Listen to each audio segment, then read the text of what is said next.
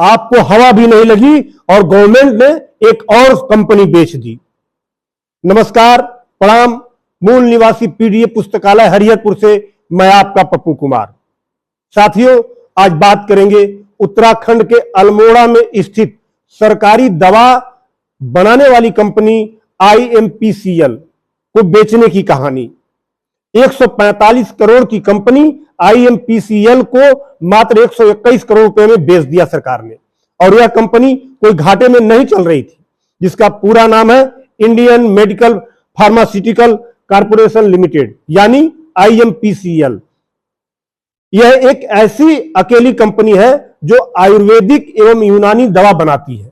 1978 में उत्तराखंड के अल्मोड़ा में स्थित इस कंपनी के पास लगभग 1200 दवाओं को बनाने का लाइसेंस है, और यह देश भर की रिसर्च सेंटर, सरकारी अस्पताल, आर्मी अस्पताल और केंद्र सरकार के हेल्थ स्कीम के तहत दवाइयां देती थी।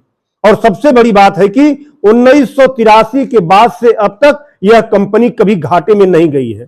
यह कंपनी लगातार पैसे कमा रही थी और सरकार को पैसे दे रही थी, और इसलिए इस कंपनी को भारत सरकार की मिनी रत्न कंपनी का दर्जा प्राप्त था।